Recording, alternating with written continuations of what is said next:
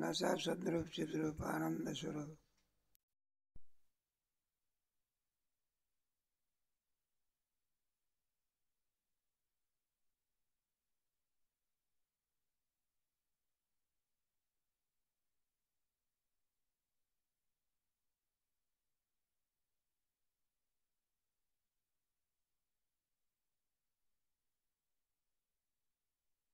निघते का?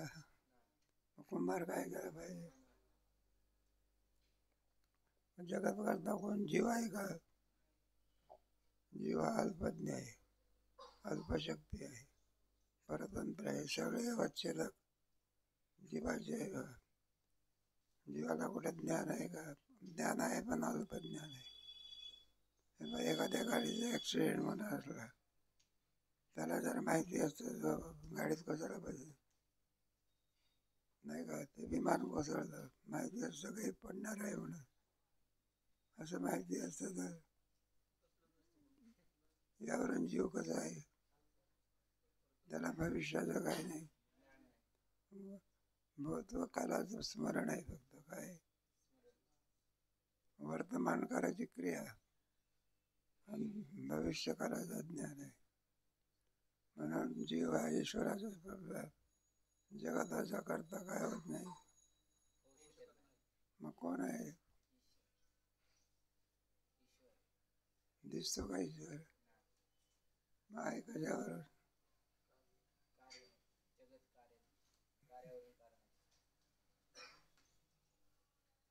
कशावर नाही म्हटलं? जगत कार्यावरून. ईश्वर काय करावं लागतं? आहे ना, एवढं मोठं जगद्रूपी कार्य ईश्वराशिवाय कोणी करू शकत नाही. मग जगत करता कोण? आता जगताचा करता कोण आहे या दुसऱ्या प्रश्नाचे उत्तर सांगतो. परिच्छेद क्रमांक 42. जगतकर्ता कोण आहे याचे उत्तरास आरंभ. व्यापक चैतन्याच्या आश्रित आणि त्यास विषय करणारी स्वतःहून विलक्षण अद्भुत शक्तिरूप असणारी जी माया, तिच्यापासून जगताचा उत्पत्ती स्थिती नाश होतो. कोणापासून? माया. ईश्वर स्वरूप सांगायचं. मायेने युक्त असतो त्याला काय म्हणायचं? ईश्वर म्हणायचं. कोण मायेने युक्त असतं? मतलब त्याच्यामध्ये दोन भाग येतात, एक उपाधी आणि विशेष भाग. विशेष भाग म्हणजे चैतन्य आहे ना, आणि विशेषण भाग म्हणजे माया. माया जो निष्ठेनं विकार आपल्याला सगळा कोणाचा विकार आहे? त्यामुळे पाचव्या तरंगामध्ये गेलं की ब्रह्म हे असंग स्वरूपाचं आहे, त्याच्यापासून काही होऊ शकत. मग काय करावे लागते?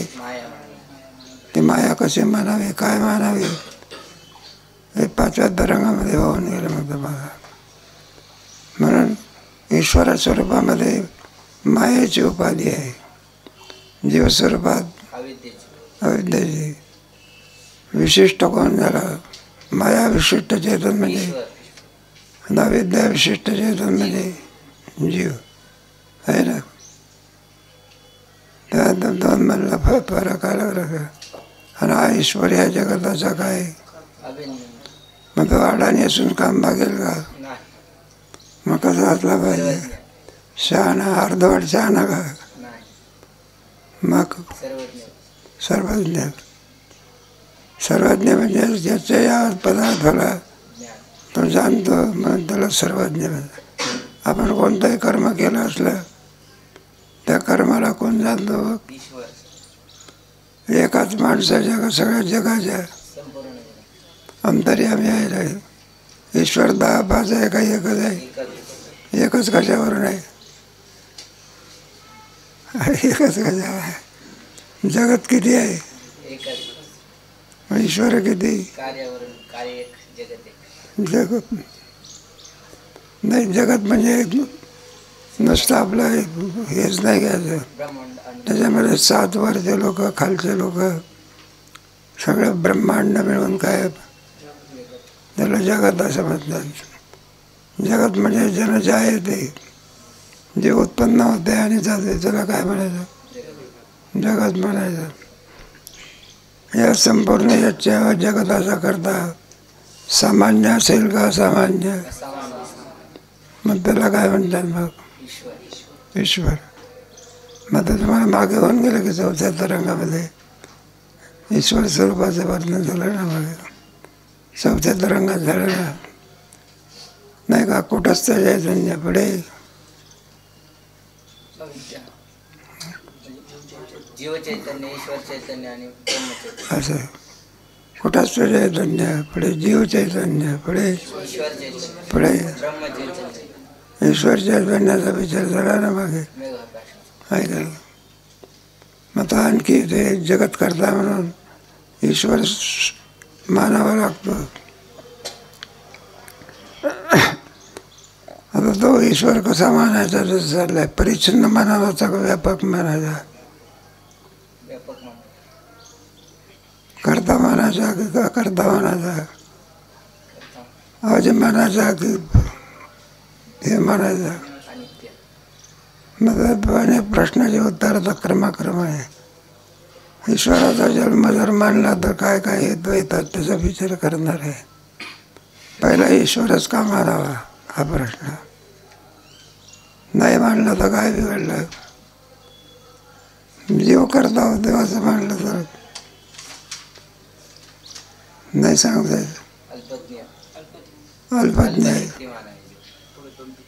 ज्ञान असून काय उपयोग आहे? शक्ती असावी लागते. काय असावी? एखाद्या माणसाला ज्ञान भरपूर आहे, द्या म्हटलं आमच्या इथं सत्ता आहे, 500 रुपयाची देणगी द्या, मग तो काय म्हणेल? ज्ञान भरपूर आहे म्हणून मी गरीब आहे. काय जमेल का मग? बरं, संपत्ती भरपूर आहे, संपत्ती काय भरपूर आहे, पण खर्च कसा करावा याचं काय नाही, ज्ञान नाही. घ्यायचं आपलं अल्पज्ञ आहे. काय जीव कसा आहे मग? अल्पज्ञ, अल्पशक्तिमान, पुन्हा पुन्हा सगळ्या वाचत झाला. जीव जगाचा करता नाही किंवा जगत आपोआप स्वभावानेच होत नाही. जर कर्त्या वाचून जगत होईल तर कुलाला वाचून घट झाला पाहिजे. कोणापासून? आपोआप आपोआप घटका होत नाही.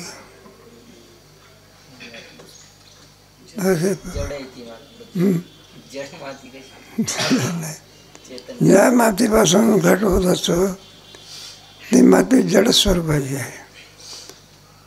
मातीला कुठं ज्ञान असते पाहिजे, नाही तर तिला जर ज्ञान असतं ते ती तुम्हाला सांगितलं.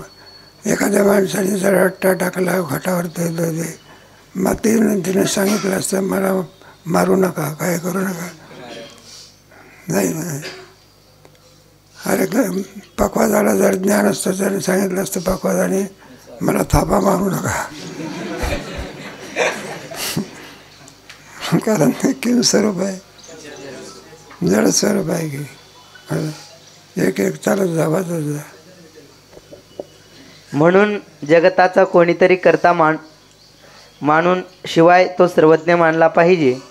कारण जो ज्या कार्याचा करता असतो तो त्या कार्यास आणि त्याचे उपादानास जाणून ते कार्य करतो. चेतन स्वरूप असलं पाहिजे, त्याला आदिष्ट होतं असं म्हणत असताना.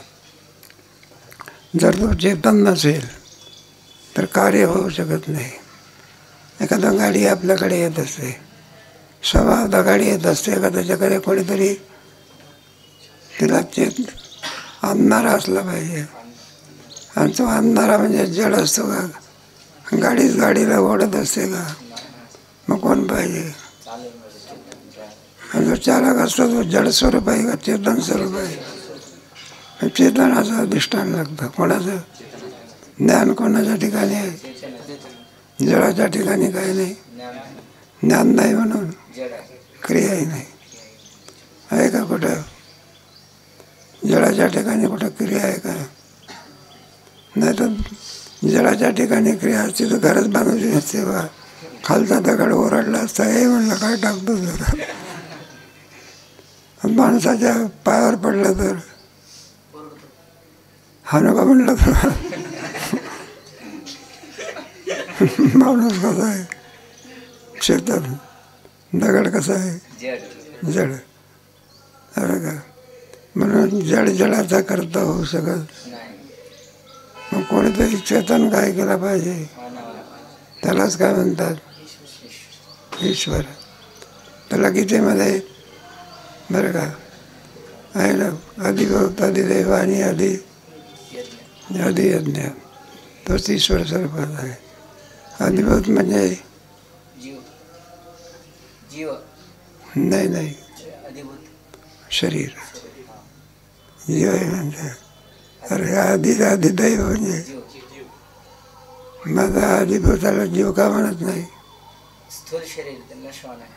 जड स्वरूप आहे. प्राण निघून गेल्यानंतर शरीर केम स्वरूप आहे? त्याचा जीव काय झाला? निघून गेला. उत्क्रामंतम, निघून झाले.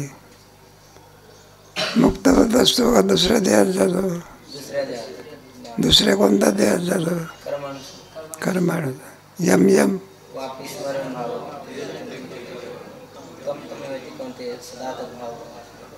असं आपलं ईश्वराच्या बाबतीमध्ये सांगितलेलं आहे.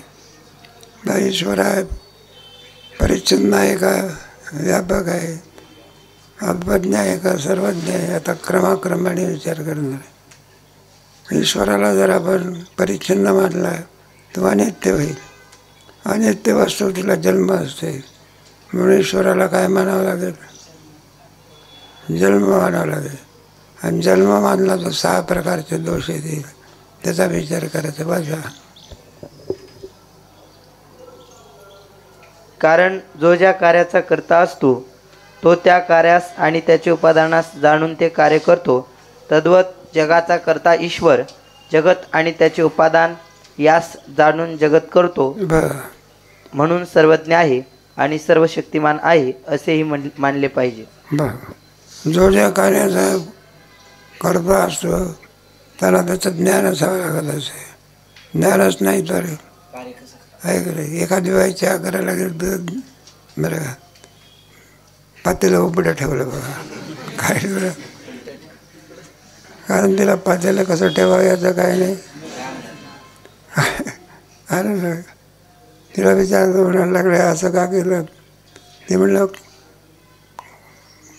लेखामध्ये लिहिलेलं आहे. जाऊ दे, त्यात ज्ञान लागते. स्वयंपाकाचं सुद्धा आचार्याला काय पाहिजे?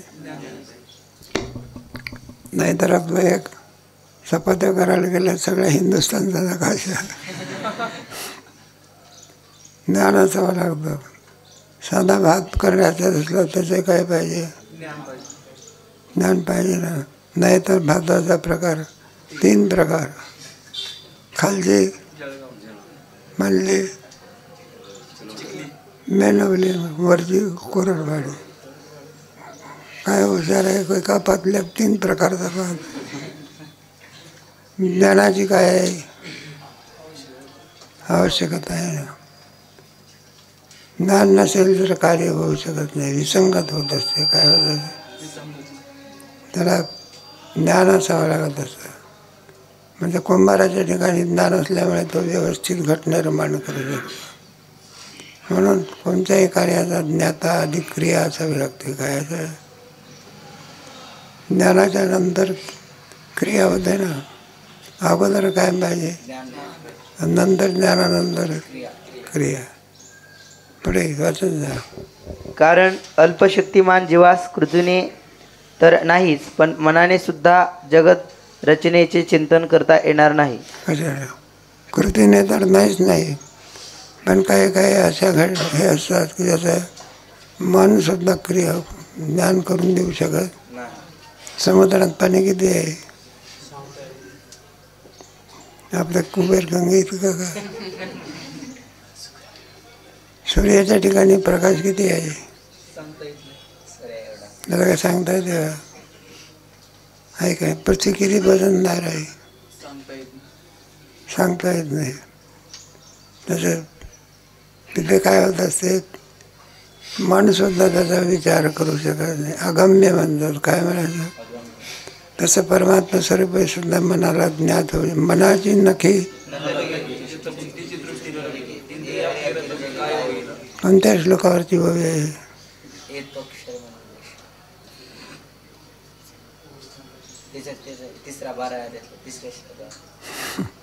12व्या अध्यायातली आहे तर मलाही माहिती आहे. एतोक्षरम निर्देशस्यम व्यक्तम पर्युपासते समात्म सर्वत्र गमचिंतनच्या कूटस्थम हे आज्ञा श्लोकावरचं ठीक आहे. मनाची नगी न लगे, दृष्टीची पिटली नगे, इंद्रिया किरजोगे, जे चढे ना ढळे सैरे ना आपुले निबळे क्लेश अधिक सर.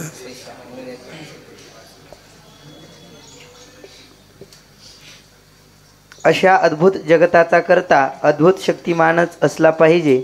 शिवाय तो करता स्वतंत्र मानला पाहिजे. कारण न्यून शक्तिमान पराधीन असतो, सर्व शक्तिमान पराधीन नसतो, म्हणून स्वतंत्र आहे. हे बा मग पुन्हा सर्व शक्तिमान मानला पाहिजे. पुन्हा कसा मानला पाहिजे? स्वतंत्र. परतंत्र मनुष्य त्याला आहे का? स्वातंत्र्य नसते, काय नसते. आणि स्वतंत्र माणसाला काय असते? कामगाराला कुठं स्वातंत्र्य असते का? हे काम करा ते काम करा सांगणारा कोण असो? स्वतंत्र. आणि काम करणारा कोण असो? नाही का? हे कामगार लोक असतात, स्वतंत्र आहे का? मालक कसा असं? मग स्वतंत्र आपल्या म्हणण्याप्रमाणे क्रिया करतो. परतंत्र मनुष्य आपल्या म्हणण्याप्रमाणे क्रिया करू शकत नाही. म्हणून ईश्वर स्वतंत्र आहे का परतंत्र आहे? स्वतंत्र आहे. भारताला पूर्वी काय नव्हतं, आता काय मिळालं? स्वातंत्र्य मिळाल्यापासून आणखी काय झालं?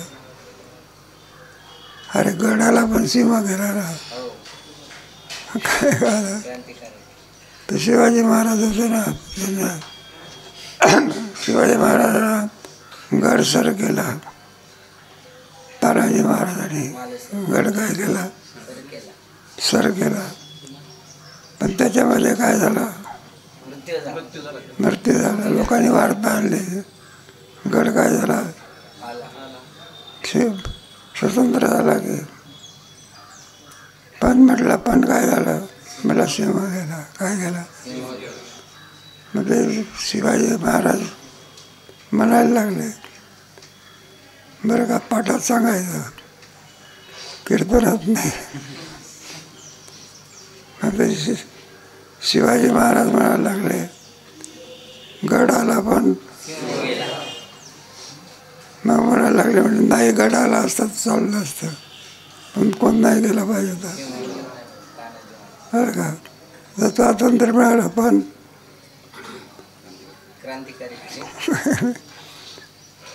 स्वातंत्र्य मिळालं पण गडाला पण स्वातंत्र्य मिळालं पण फाळणी झाली भारताची. काय झाली? काय झाले? सिंध प्रांत आहे का तुमचा? आहे का? ते उद्या काय पाकिस्तान आहे ना, काश्मीरी कोण घेणार?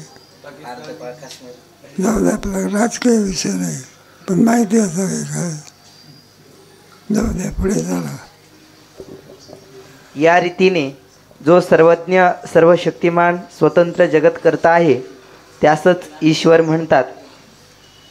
आणि अल्पज्ञ अल्पशक्तिमान पराधीन असतो त्यास जीव म्हणतात. जीव कोणाला म्हणायचं? अल्पज्ञ अल्पशक्ती परतंत्र. बरं का? अनिश म्हणतात. एकदम 10-12 औषधं काय पुढे आहे. पारमार्थिक दृष्टी नाही, जीव असं म्हणतात. तुम्हाला समजलं पाहिजे जीव आणि ईश्वरातला फरक स्पष्ट. मग काय जीवाला ईश्वर म्हणायचं आणि ईश्वराला काय म्हणायचं? जीव म्हणायचं. जीवाचे अवच्छेदक वेगळे आणि ईश्वराचे अवच्छेदक. जीवाच्या ठिकाणी बंद आहे, ईश्वराच्या ठिकाणी काय नाही.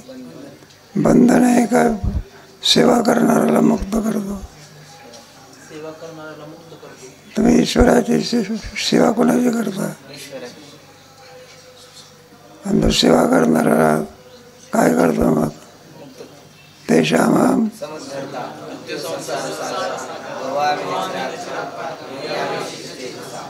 सामर्थ्य कोणाला आहे? म्हणून तर सांगितलं की लक्षामध्ये तमेव शरणम गच्छ तत्प्रसादात स्थानं प्राप्स्यसि शाश्वत. ईश्वराचे अवच्छेदक आणि जीवाचे अवच्छेदक म्हणजे जो जन्मणार आहे पुढे मरणार आहे, तादात्म्य घेणारा चैतन्य तुला जीव म्हणायचा. तादात्म्य विरे चैतन्य तुला ईश्वर म्हणायचा. ईश्वराच्या ठिकाणी बंधही नाही, मोक्ष बंध नाही, तसं अपेक्षा काय नाही, मोक्षही नाही. जीवाच्या ठिकाणी बंध आहे म्हणून काय? पण जीव मोक्षाकरता प्रयत्न करतो का? मग कोणाकरता करतो? काही त्याची गोष्ट सांगत होती बघा. एक राजा होता, पुढे का त्याला हे झाला, काहीतरी लाभ झाला. तो लाभ न सांगणार बरं.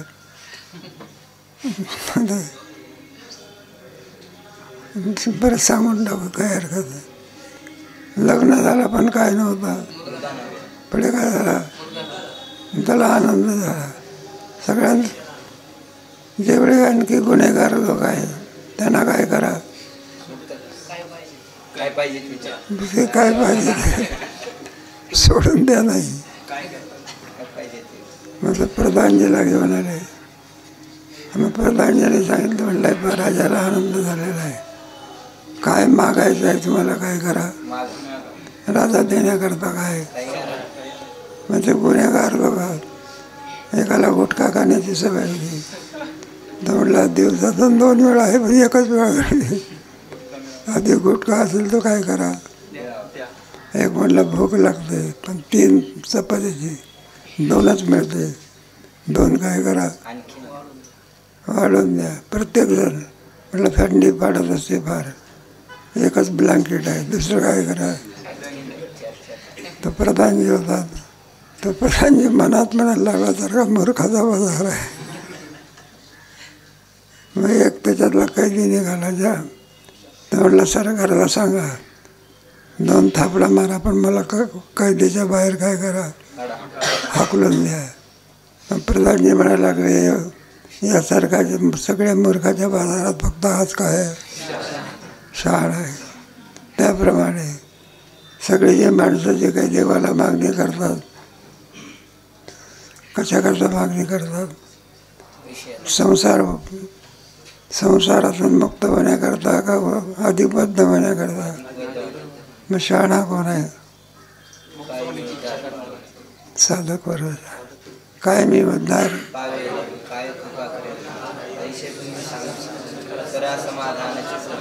माझा.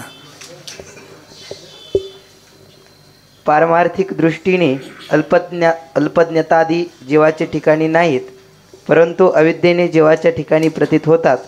म्हणून जीवाचे ठिकाणी म्हणतात.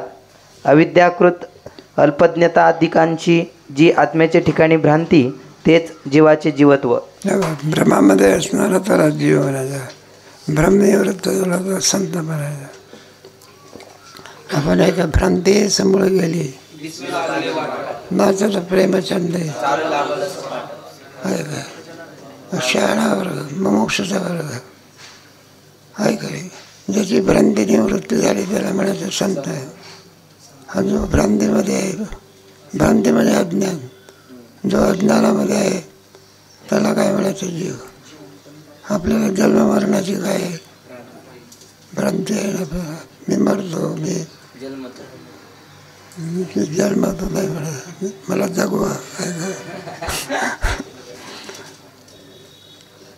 नाही का मरायला लागलं म्हणजे म्हणतो वाजवा वाजवा आता काय वाजवा आता चालू लागा की.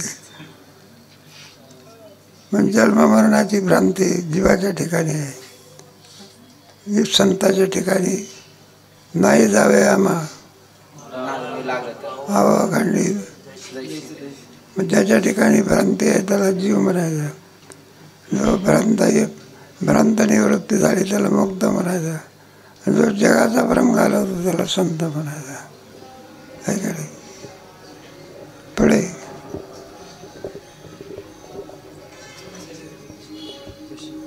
तशी भ्रांती ईश्वराच्या ठिकाणी नाही, उलट मायाकृत सर्वज्ञतादी ईश्वराच्या ठिकाणी आहेत. म्हणून जगतकर्ता जीव नाही, ईश्वर आहे. म्हणून भ्रांती नाही म्हणून त्याला काय म्हणायचं? सामान्य एकच जगताचा करता येतो, जगत करता आहे त्याला ईश्वर म्हणायचं आहे ना. आणि जो त्याच्यामध्ये भोग भोगतो त्याला जीव म्हणायचा. केलेल्या कर्माचं फल कोण देत असतो? भोगणारा ईश्वर आहे का जीव आहे? जो भोगणारा असतो त्याला काय म्हणायचं? आणि आहे ना लक्षात. आणि भोग भोगवणारा असतो त्याला काय म्हणायचं? ईश्वर म्हणा. तुमच्या महावाक्य विवेक विचारामध्ये आहे ना, महावाक्य विचार तत्व असे तत्पदाचं वाच्य लक्ष, तमपदाचं वाच्य लक्ष कोण? कुठंच चैतन्य. आता त्याच्यातलं लावायचं ईश्वर पदामध्ये आहे ना, तो तत्पदामध्ये ईश्वर आहे. याचं पुढे पुढे नंतर सांगू तुम्हाला काय काय. त्याच्यातले दोन धर्म सांगायचे. ईश्वर हा फलदाता आहे, काय? आणि जीवाचा आभास किम स्वरूप आहे? फलभक्त आहे. काय काय एक उपनिषदातला श्लोक आहे, द्वाविमा पुरुष. नाही नाही हा परिजागा तत्व आता आठवत नाही. एका वृक्षावरती बसलेले दोन पक्षी आहे, एक फलाचा काय भक्त आणि एक फलाचा काय फलाचा दाता. जो कोण आहे? आणि फलभोक्ता जीव. कोणत्याच रंगातून गेलं तरंगाही असते का? सहाव्यात गेला का? आता परीक्षा झाली म्हणा त्याची. त्याचं अन्यस्त फलम असं आहे. जाऊ दे वाचा. परिच्छेद क्रमांक 43. ईश्वर स्वरूप विचारात आत्माश्रयादी दोषांचे वर्णन. मला ईश्वराच्या ठिकाणी परिच्छन्नता मानली तर किती दोष येतात सांगायचं आहे. परिच्छन्नता म्हणजे व्यापकत्वानं मानताना. ईश्वराचा जो जन्म मानला कोणाचा? आता जन्माला जन्यजनक भाव लागतो. काय लागतो? मुलगा आणि बाप आहे, त्याच्यात कोणता भाव असला? मुलगा कोण आहे? बाप कोण आहे? तसं ईश्वर जन्य झाला आणि ईश्वराचा असं 10-5 ईश्वर काय करावं लागले. आणि ईश्वर किती आहे? अजून काही 10-5 ईश्वर नाही. जाऊ दे. एक जगात एक ईश्वर. आणखी पुन्हा तर तुम्हाला कळलं नाही. एखादा ब्रह्मांडाचा ईश्वर तर विष्णूच्या दर्शनाकरता गेला बघा. पुढे एकाएकी दर्शनाकरता जाता येते का? परवानगी घ्यावी लागते नाही का? एकदम काय तुम्हाला नरेंद्र मोदीच्या जन्माला जाता येते का? काय घ्यावं लागते? सोबदार असते हे. मग ईश्वराला बघा, त्याला सोबदाराने काय केलं? अरे म्हणलं मी ईश्वराव की कोण सोड की. ते म्हणलं ते काही नाही, ईश्वराचा का काय याचा परवानगीशिवाय आता येत. माझा तो त्याला गर्व थोडा कोणाला, तर म्हणलं परवानगी घेऊन येतो. मग विष्णूकडे गेला चौदार.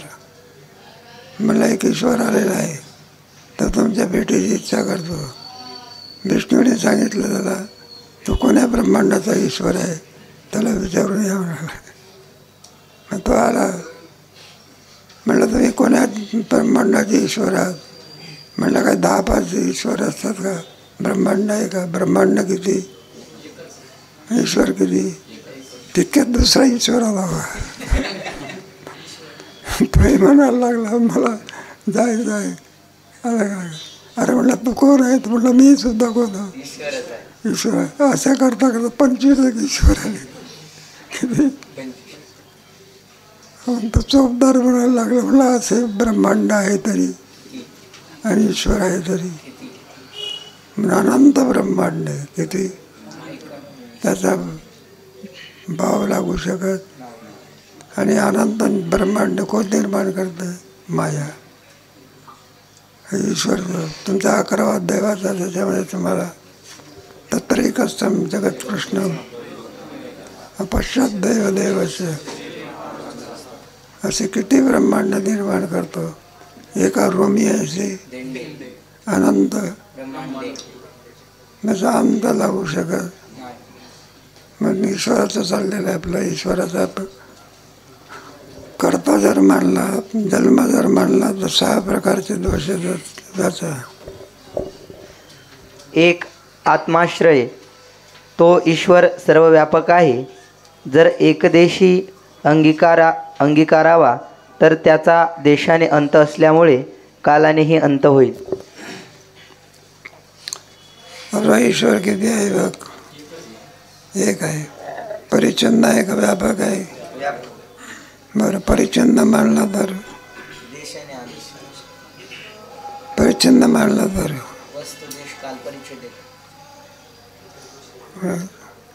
त्याच्यात वाचन वाक्य. जर एकदेशी अंगीकारावा तर त्याचा देशाने अंत असल्यामुळे कालानेही अंत होईल. अंत आहे तो काय होईल बघ? कालाने अंत म्हणजे परिच्छिन्न मानला ना, आहे का? मग परिच्छिन्न माणूस कुठं? परिच्छिन्न आहे ना. व्यापक वेगळा आणि परिच्छिन्न दोन आहे की नाही? परिच्छिन्न जर मानला तर काय होईल? मला त्याला काल परिच्छेद असेल. कोणता परिच्छेद? व्यापकाला काल परिच्छेद नसतो. आकाशाला काल परिच्छेद आहे का? इतराला काय आहे? व्यापकाला का? त्याला परिच्छिन्न काल परिच्छेद बसला. आणि काल परिच्छेद ज्याला बसतो ती वस्तू उत्पन्न होत असते. ईश्वर काय होईल? आणि जो उत्पन्न असते तो अनित्य असतो. अनित्य मग सुखम आहे का? आपण नित्य हो का अनित्य हो? आपल्याला काल परिच्छेद आहे. वर्तमान काळात आपण आहो, भूतकाळात आपण आहो का? भविष्यकाळात आपण राहणार आहोत.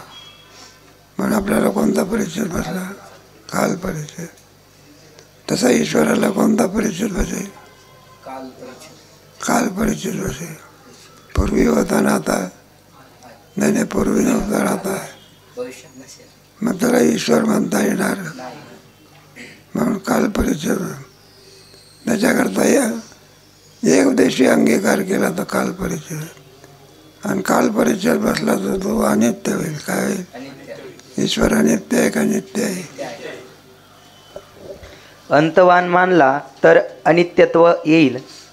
आणि जे अनित्य असते ते कर्त्यापासून होणारे असते. हे जे अनित्य असतं ते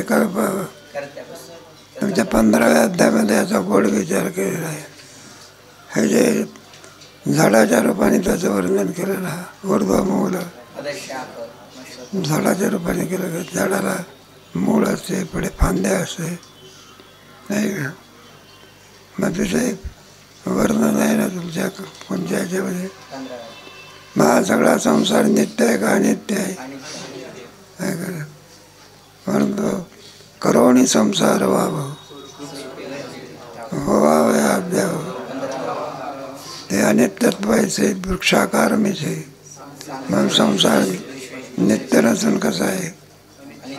आणि जी अनित्य वस्तू असते ती दुःख रूप असते. अनित्य मग सुखम लोकम.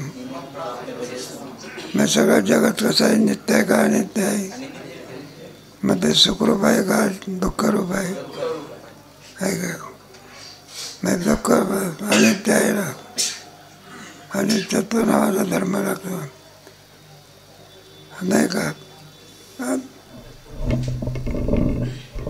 उपाधी आहे ना, नाचना उपाधीचा काय धर्म आहे? मग ते कोणाची उपाधी असते? एवढाच आहे त्याच्यामध्ये दीर्घकाल राहू शकतो. काय राहू नाही का? खूप आरोग्यवान मनुष्य जरी असला तरी सुद्धा केव्हा ना केव्हा तरी राम बोलो भाई बरं का? त्याच्यामध्ये स्वभावता मृत्यू येणार नाही. काय म्हणत नाही? स्वभाव नाश, पुढे परदा नाश, पुढे आश्रय नाश. स्वभाव नाश आहे ना, परदा नाश म्हणजे परदा नाश समजले का? किती आरोग्यवान असले तरी आणि पाठीमागून धडक दिली तर कोणता नाश?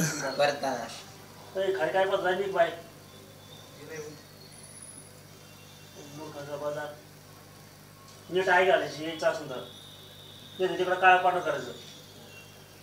हे काय तुमच्या हमाल नाही घेत. चाललं नाही आपला परदानाश कशाला म्हणतात? अन्य व्यक्तीकडून किंवा वावस्तूकडून होणारा, अन्य वस्तूकडून किंवा व्यक्तीकडून होणारा नाश. परदानाश कसा? अन्य वस्तू किंवा व्यक्तीकडून होणारा नाश. असा आता बरोबर आहे. अन्य वस्तूकडून होणारा नाश त्याला काय म्हणायचं? परदानाश म्हणायचं. तुम्ही नसताना चालले, पाठीमागून धडक दिली तर परदानाश. आणि अटॅक घेऊन मेला तर स्वभाव नाश. आलं काय? आणि मानव कोसळलं ते आश्रय असता तर कशाला पडला असता नाही का? आपली बस असते उलटली तरी कुठं आहे? जमिनीवर आहे. आकाशात विमान उलटलं तर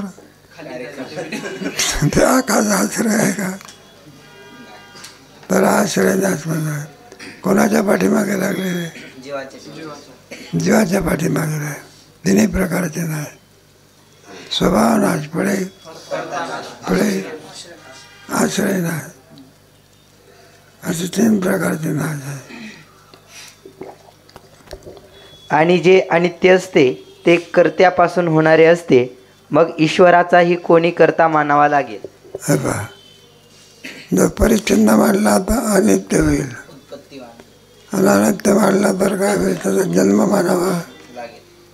मग ईश्वराच्या पासून जन्म जर मानला कोणापासून मानणार आहे?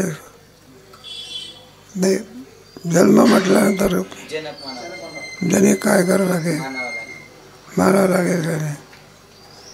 एखादा मनुष्य आपल्याकडे येत असतो, मग आल्यानंतर एखादं मूल असते आहे का? नाही म्हणलं मी काय आहे? ब्रह्मचारी आहे. मग जमेल का म्हणण्याकडं? मग ब्रह्मचारी 2 मूल आहे, याची संगती काय होऊ शकत नाही. त्याला संबंध म्हणतात नाही का? साधन चतुष्टय आहे ना, त्याच्यामध्ये संबंध आहे का नाही? संबंधाचा आहे ना. अधिकारी पुढे अधिकारी विषय प्रयोजन संबंध. संबंधाशिवाय काय लागत नाही, संगत लागू शकत नाही आहे की नाही? जाऊ दे आपलं पहिल्या तरंगात होऊन गेलं की भरपूर झालं की तरंगाचा पुढे वाचा. आपणच आपला करता होत नाही. जर करता मानावा तर आत्माश्रय दोष येईल. आपणच आपला करता मानला तर आणखी पुन्हा तसं नाही. आपणच आपला करता मानला तर पुन्हा कसंही विसंगत होते. व्याकरण असते. ज्या वेळेला करता असतो त्यावेळेला कर्म वेगळं असते. कर्म असते त्यावेळेला करता वेगळा असत असं नाही का. करताच कर्म झाला तर कोणता दोष? आत्माश्रय आहे का नाही. नेहमी करता कसा असतो? कर्म हे कोणत्या विभक्तीत असते? करता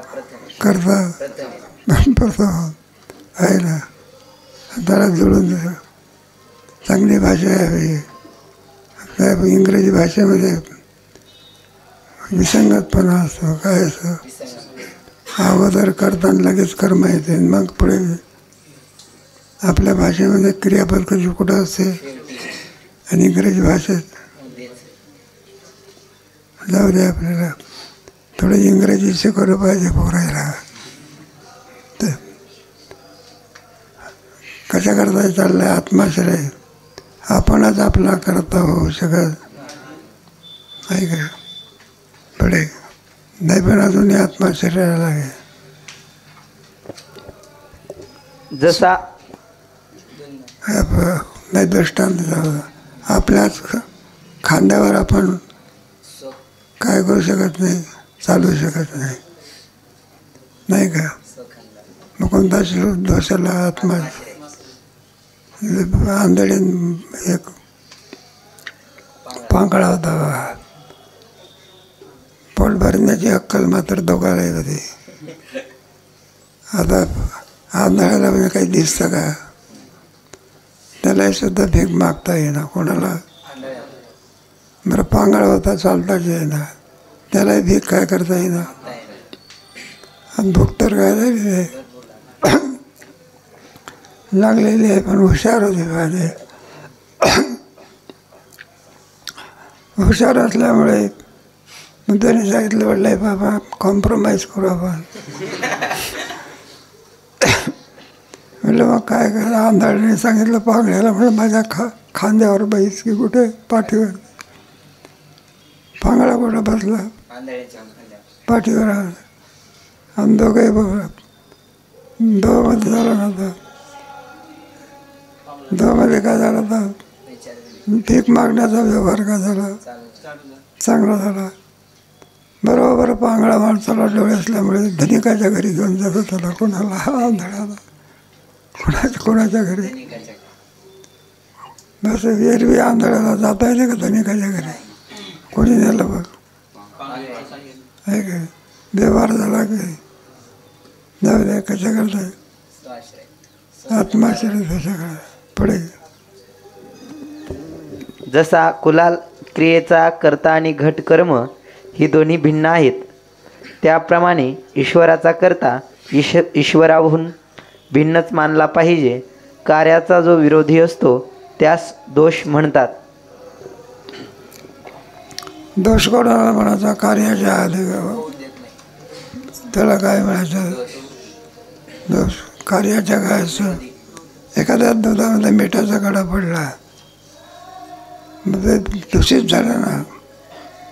एखाद्या याच्यामध्ये राखेल पडला, पुढे काय झालं? दूषित झालं. दोष म्हणत असं नाही का. एखादा आपल्याला ताप आला, गुण आहे का दोष आहे? दोष आहे ना.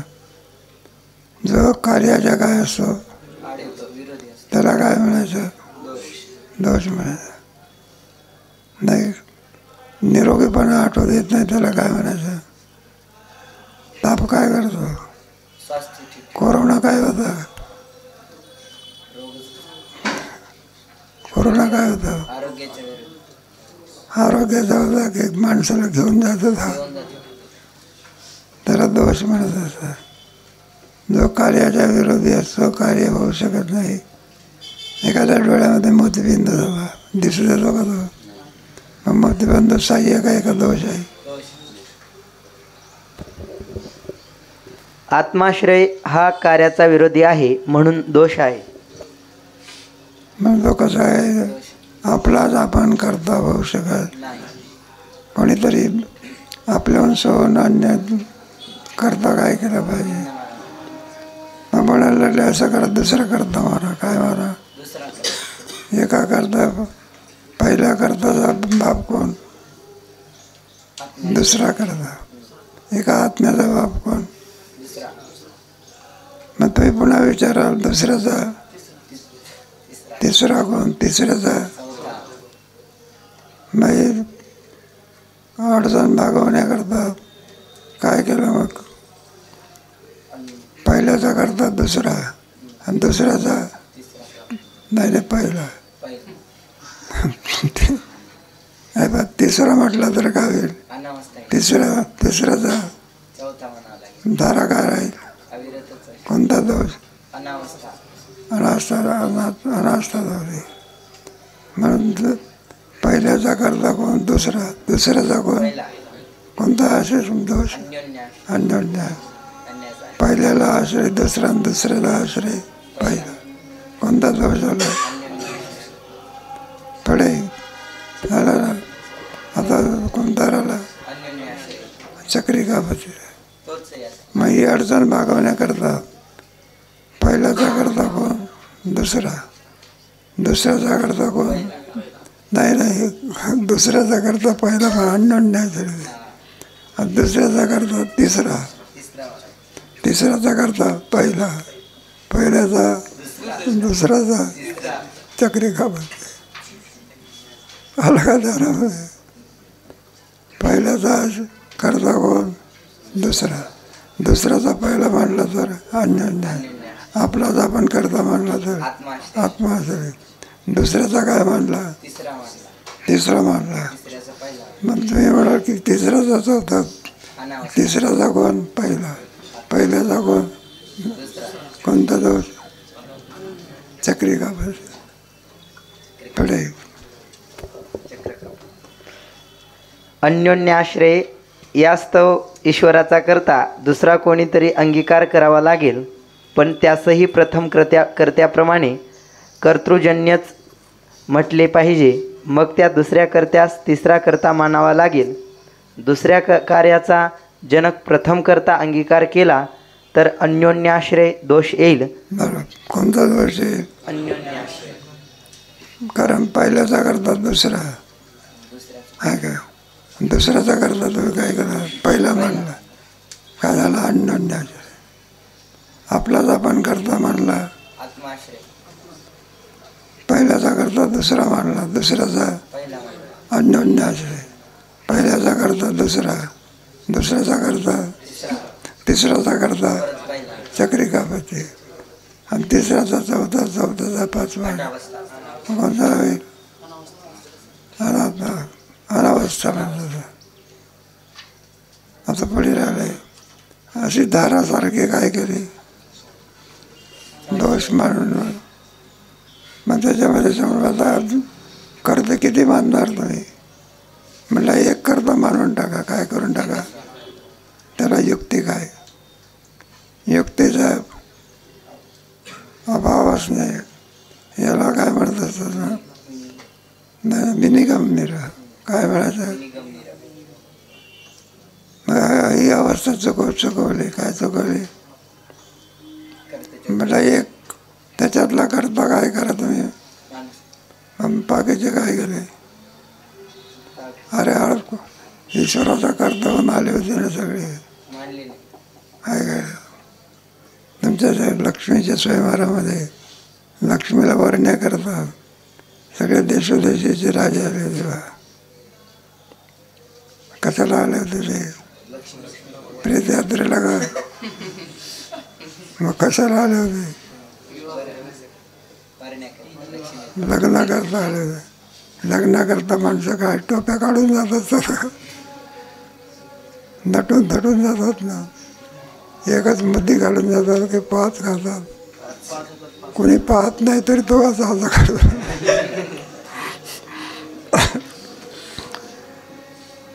प्रत्येकाला वाटायचं लक्ष्मी कोणाला आवरेल. मलाच बळे पुढे नाही का, मग लक्ष्मीने कोणाला वाढलं आहे ना. मग आता बाकीचे होते ते काय गप्प का, प्रत्येकाला इच्छा आहे ना. अरे बाकीचे काय गेले, फुकट गेले की कोणता दोष पराभव. त्याच्यातला एकच काय होत असतो, बाकीचे काय गेले त्याला कोणता लोक म्हणाला. किती दोष झाले, आत्माश्रय.